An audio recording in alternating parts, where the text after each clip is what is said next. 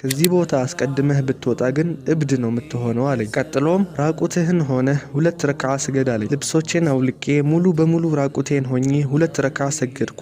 መናገር የማልፈልገው ሌላ ሹክሹክታም ነበረበት። ፋቲሐንም ኢኽላስንም ካፊሩንንም ቢሆን ያነበብኳቸው በዚያው ገልብጦ የማንበብ መንገድ ነበር። እዚህ መጥቀስ የማልፈልጋቸው የድግምግሞሽ ቃላትም አሉባቸው። ራቁቴን ሆኜ በዛ መንገድ እያነበብኩ ሰግዳለሁ። فعلا جاتني شي حاجة غريبة.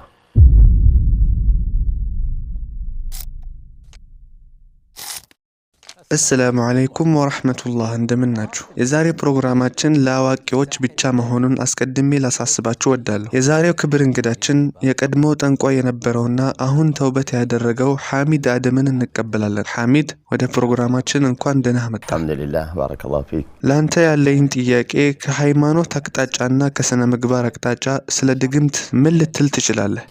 طيب بسم الله والحمد لله والصلاة والسلام على رسول الله. ድግምት ባጭሩ እጅግ በጣም ክፉ ነገር ነው። ይህንን ክፉ በመቶ አብዛው። ድግምት በዲን አልእስላምም ሆነ በሌሎች እምነቶች በማህበረሰቡም ሆነ በባህላችን ዘንድ ፈጽሞ የተከለከለና የተወገዘ ነገር ነው። ድግምትም ከፍተኛ ጉዳት አለው። ከሰዎች ሁሉ የከፋው ደግሞ ይሄው ጠንቋይ ነው። ድግምትም በአላህ ላይ ማጋራት ነው። በአላህ ሱብሓነሁ ወተዓላ ላይ ማጋራት ደግሞ ከወንጀሎች ሁሉ ትልቁ ወንጀል ነው። ማንኛውም ደጋሚ ሙሽሪክ ነው። በጭራሽም ፈጣሪን አይፈሩም። እርስዎ ስንት ዓመት ነው በድግምት ላይ የቆዩት? 17 ዓመት። እኛ ታሪካችሁን በ3 ደረጃዎች ከፍለን ማወቅ እንፈልጋለን። መጀመሪያው ከነዚህ 17 ዓመታት በፊት ያለው ጊዜ ማለትም ወደ ሲህሩ ዓለም እንዴት ልትገቡ እንደቻላችሁ፣ ከዛ እነዚህ 17 ዓመታት፣ የመጨረሻው ደግሞ ተውበትና ሲህሩን የተዋችሁበት ሁኔታ ነው። እስኪ ከመጀመሪያ እንጀምር። ታሪካችሁን ጀምሩልን። ባረከላሁ ፊክ።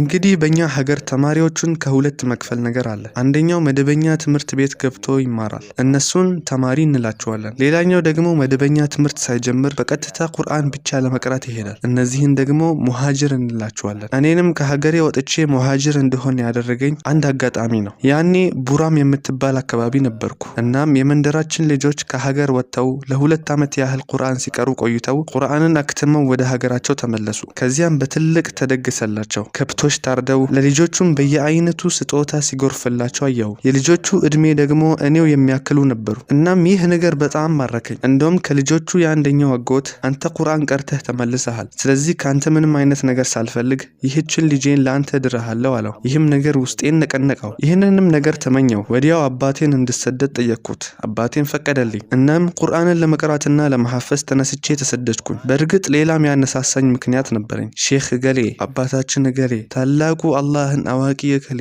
ኸሊፋው እከሌ ወይም አገናኙ እከሌ፣ እንደነሱ ከአላህ ወዳጆች እነዚያ ፍርሃትና ሐዘን ካሌለባቸው ሰዎች መሆን በጣም ፈለግኩኝ። ከዛም ጧል ወደምትባል ቦታ ተጓዝኩ። ጧል ማለት በመኪና ከ8 ሰዓት በላይ የሚያስኬድ ሩቅ ቦታ ነው። እዛ ሀገር ሄጄ በሼኾች ዘንድ መቅራት ጀመርኩ። የመጀመሪያው ሼክ ዒሳ፣ ሁለተኛው ደግሞ ሼክ አሕመድ አልቡጊ ይባላል።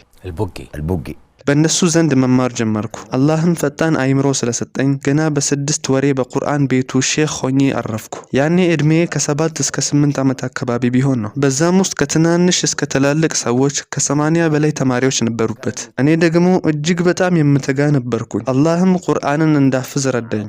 ሼኹ እንኳን ገረመው። 1 2 ወይም 3 ዓመት ሙሉ ተቀምጠው እኔ የደረስኩበት ደረጃ ላይ መድረስ ያልቻሉ ብዙ ሰዎች ነበሩ። እናም ሼኹ በቦታው ላይ ሾመኝ። አንተ ወተድ ነህ አለ። ይህም ቁርአንን በደንብ እንዳፍዝ የበለጠ ጥንካሬ ሰጠኝ። ከዚያም ልጄ ሆይ ባንተ ውስጥ ትልቅ መልካም ነገር አያለው፣ ስለዚህ ወደ ቲጃንያ መንገድ አስገባሃለሁ አለኝ።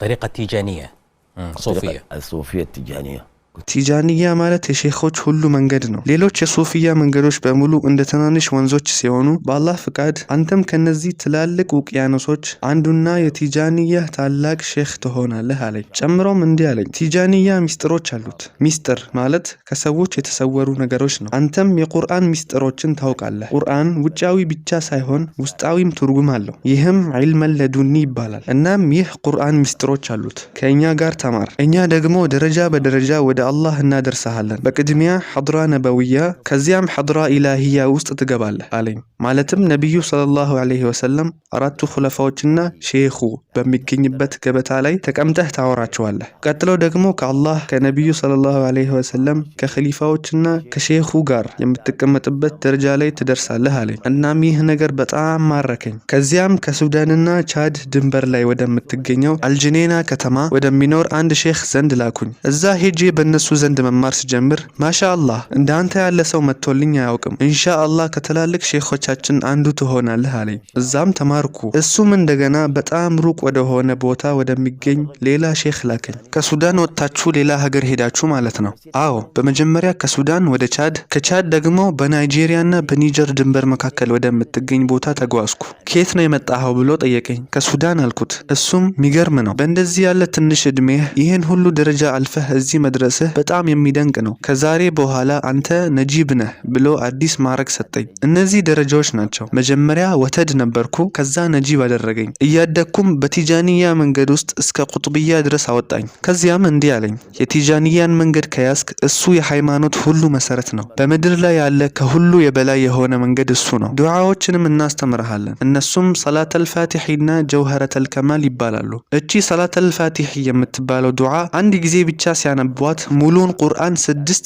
ጊዜ እንደመቅራት ነው አለኝ። ሰላተል ፋቲሂ ማለት እንዴት ነው? اللهم صل على محمد الفاتح لما أغلق والخاتم لما سبق ناصر الحق بالحق والهادي إلى صراطك المستقيم وعلى آله حق قدره ومقداره العظيم. هذه صلاة الفاتحة بس እቺን ካልካት ቁርአንን 6000 ጊዜ እንደቀራህ ነው። እንደውም 6000 ጊዜ ከመቅራት በላይ ነው። በተወሰኑ ጊዜያቶች እንጂ አትቀራውም። ለምሳሌ ከአስር ሰላት በኋላ ራሱ መሪው አስተማሪ ይመጣና መሃል ላይ ነጭ ጨርቅ ይዘረጋል። ሰዎች ደግሞ ጨርቁን ከበው ይህንን ዚክር ማድረግ ይጀምራሉ። ይሄ መሃል ላይ የሚዘረጋው ነጭ ጨርቅ ነብዩ ሰለላሁ ዐለይሂ ወሰለምና አራቱ ኸሊፋዎች ቦታው ላይ ይገኛሉ ተብሎ ስለሚታመን ነው። ጨርቋ 6 ሰው የምትይዝ ናት። ነብዩ ሰለላሁ ዐለይሂ ወሰለም፣ አራቱ ኸሊፋዎችና ሼኹ፣ የቀሩት ተማሪዎች ደግሞ ዚክሩን እያደረጉ ጨርቁን በዙሪያው ይከቡታል። ነገሩ የግድ እንዲህ ነው መሆን ያለበት። ከዛም ጀውሀረቱል ከማል አለ። ይሄ ዱዓ ደግሞ በውሃ ጠሃራ እንጂ አትቀራም። ማለትም በተየሙም መቅራት ፈጽሞ አይቻልም። ከደረጃዋ ትልቅነት የተነሳ የግድ የውሃ ጠሃራ ያስፈልጋል።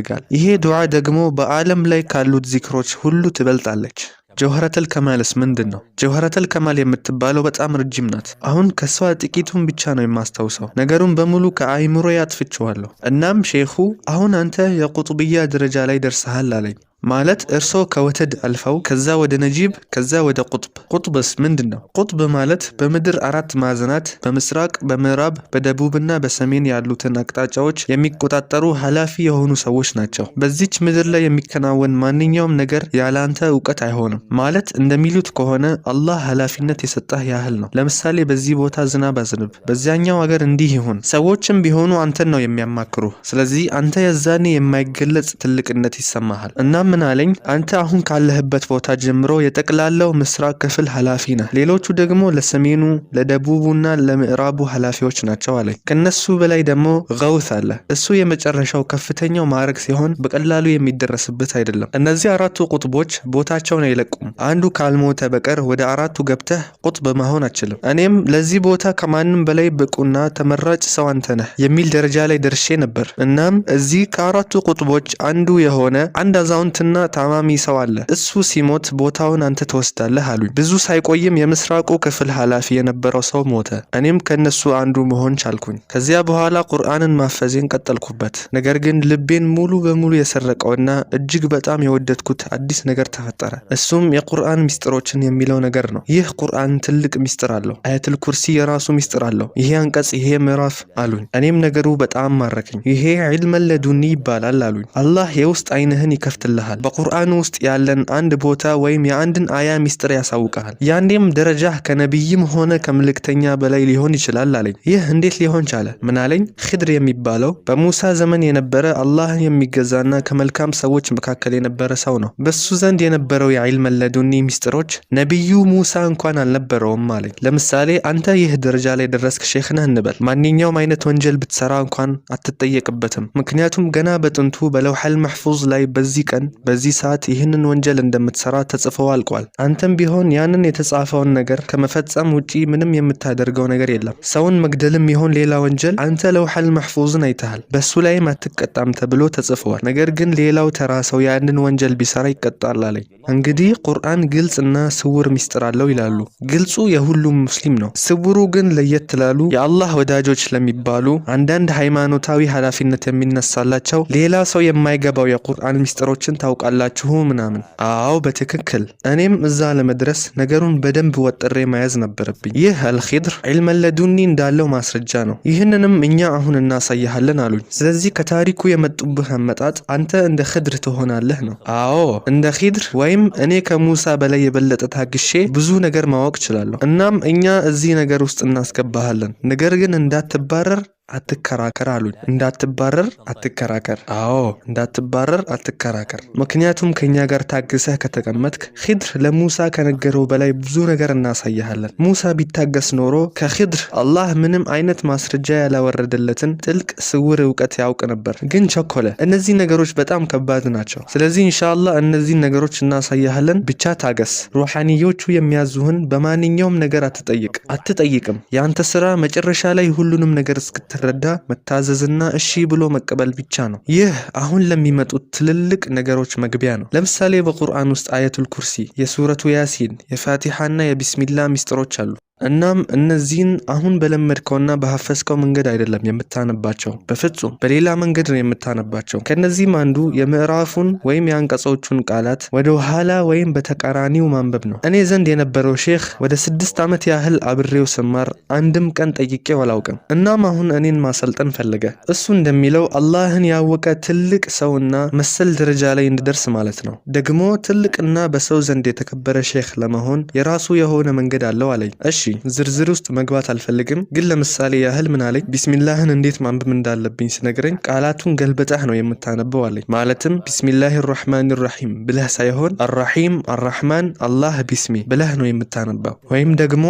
ቢስሚላሂ بحق شهسهوري بحق شمهروس كبعبع سبعبع المسائل زي دي የመሰሉ ነገሮችን ጨምረህ ታነባለህ። ከዛ አራህማን ትላለህ። አሁንም እንደዚሁ ሌሎች ያልሆኑና እንግዳ የሆኑ ቃላትን ትልና አራሂም ትላለህ። ረጅም ድግምግሞሾች ታገኛለህ። ሁሉንም በዚህ መንገድ ነው የምታነባው። ነገር ግን ከነዚህ ሁሉ በጣም አደገኛው መንገድ ደግሞ ቃላቱን በፊደል ወደ ኋላ ገልብጦ ማንበብ ነው። ለምሳሌ ቢስሚላህ የሚለውን ስታነባው ها لا لا أ ما س ب هل لمسب هل لمسب هل لمسب هل لمسب بسم الله بسم الله بسم الله ቃሉ ሙሉ በሙሉ ይለወጣል። ነገር ግን አንተ ምንም አይነት ጥያቄ መጠየቅ አትችልም። እንዳትባረር አትከራከር። አዎ ችግሩም ያ ነው። እናም ሼኹ እነዚህን ነገሮች የምትማርበትና እኔም የማስተምርህ ቀን ወደ ኸልዋ ትገባለህ አለኝ። ከመንደሩ ራቅ ብለህ ወደዛ ቤት ትሰራለህ። በደንብ አድርገህ ካነጻኸው በኋላ ከቀናት በአንዱ ቀን ይኸውም የወሩ የመጨረሻ ሮብ በሆነ ቀን እንገባበታለን። ወደ ቤቱም የምትገባው ማታ እኩለ ሌሊት አካባቢ በደንብ ሲጨልም ሙሉ በሙሉ ራቁትህን ሆነህ ነው። ይህን ስራ ጨርሰህ እስክትወጣ ድረስ ከዚህ ቤት በፍጹም አትወጣም አለኝ። በኸልዋ የምትቆይባቸው ቀናትም ወይም 11 ቀን ወይም 21 ቀን ወይም 31 ቀን ወይም 41 ቀን ወይም ደግሞ 3 ወር ከ3 ቀን ናቸው። እናም ጊዜው ሳይጠናቀቅ በፍጹም ከዚህ ቦታ መውጣት አትችልም። በተጨማሪም ብዙ ቀናትን እንዳትመርጥ ያስጠነቅቁሃል። ምክንያቱም እዛ ምንም ምግብ የለም፣ ውሃና ጥቂት ተምር እንጂ የምትቀምሰው ነገር የለም። ሙሉ ቀኑን የምትበላው 3 ቴምር ብቻ ነው። ለቁርስ 1 ቴምር፣ ለምሳ 1 ቴምር፣ ለእራትም 1 ቴምር። ውሃውም ቢሆን መጠኑ በጣም የተወሰነ ነው። እኔ 41 ቀን በኸልዋ ለመቆየት መረጥኩ። ከሰው ራቅ አድርጌ ቤት ሰራው። ዘጉብኝም። ገባው። ልብሶችህን አምጣ አለኝ። ሰጠሁት። አንተ ራስህ የጫንክበት ኃላፊነት ስለሆነ ከዚህ ቦታ ለመውጣት እንዳታስብ። እኛ አነስተኛ ቀናት ምረጥ ብለንሃል። አንተ ግን ብዙ ቀናትን መረጥክ። ብትሞትም ባትሞትም ያ የራስህ ጉዳይ ነው። ከዚህ ቦታ አስቀድመህ ብትወጣ ግን እብድ ነው የምትሆነው አለኝ። ቀጥሎም ራቁትህን ሆነህ 2 ረክዓ ስገድ አለኝ። ልብሶቼን አውልቄ ሙሉ በሙሉ ራቁቴን ሆኜ 2 ረክዓ ሰገድኩ። በመጀመሪያው ረክዓ አልፋቲሃና አልካፊሩን፣ በሁለተኛ ረክዓ ደግሞ ፋቲሃና አልኢኽላስን አነበብኩ። መናገር የማልፈልገው ሌላ ሹክሹክታም ነበረበት። ፋቲሃንም ኢኽላስንም ካፊሩንንም ቢሆን ያነበብኳቸው በዚያው ገልብጦ የማንበብ መንገድ ነበር። እዚህ መጥቀስ የማልፈልጋቸው የድግምግሞሽ ቃላትም አሉባቸው። ራቁቴን ሆኜ በዛ መንገድ እያነበብኩ ሰግዳለሁ። ከዚያም ጀመርኩ። በመጀመሪያው ቀን ይሄን አደረግኩ። በሁለተኛው ቀን፣ በሶስተኛው፣ በአራተኛው፣ በአምስተኛው እስከ 41ኛው ቀን ድረስ ይቀጥላል። ያቃጥላል። በቀን 3 ቴምር ነው የምትበላው። ተስገብግበህ ከአቅም በላይ ብትበላ ትሞታለህ። ምግቡ የተወሰነ ስለሆነ መጨመር አትችልም። በእነዚያ 41 ቀናት ውስጥ በጠቅላላ የሰጡኝ 123 ቴምር ብቻ ነበር። ብታስቡት በቀን 3 ቴምር ይመጣል። እናም ጀመርኩ። እንዳትፈራ አስጠነቅቀሃለሁ። አንተ ወደ ተፈለገው ደረጃ ትደርሳለህ። ደረጃው ላይ መድረስ ግን በጣም ከባድ ነው። ፈተና አለው። በፈተናው መጨረሻ ላይ ግን ታሸንፋለህ አለኝ። አንድ ቀን ሩሃኒያው ይመጣብሃል። ይሄ ሩሃኒ ምንድነው? እሱ ከመላእክት አንዱ የሆነ መልአክ ነው አለኝ። ጅን ነው አላለህም ማለት ነው? አይ ጅን ነው አላለኝም። ከመላእክት አንዱ መልአክ ነው ያለኝ። ማለትም እንደ ጅብሪል፣ ሚካኤል፣ ኢስራፊል እና መለከል ሞት ያሉ ታላልቅ መላእክት ባይሆኑም ከነሱ ዝቅ የሚሉ ነገር ግን ከሰው ልጅ በላይ የሆኑና አላህ ሰዎችን እንዲያገለግሉ የፈጠራቸው ናቸው። መላእክቶች ያገለግሉሃል ነው ያለኝ። አንድ መላእክት ይመጣብሃል። ነገር ግን የሚመጣው በጣም በሚያስፈራ ቅርጽ ተለውጦ ስለሆነ እንዳትፈራ፣ በፍጹም እንዳትፈራ። ጊዜው እስኪጠናቀቅ ድረስ በፍጹም ከዚህ ቦታ እንዳትወጣ ብሎ ከፍርሃት አጥብቆ አስጠነቀቀኝ። እኔም ገባው። በእርግጥም ከመጀመሪያው ቀን ጀምሬ እስከ 41ኛው ቀን መጨረሻ ድረስ ቀጠልኩ። فعلا جاتني حاجة غريبة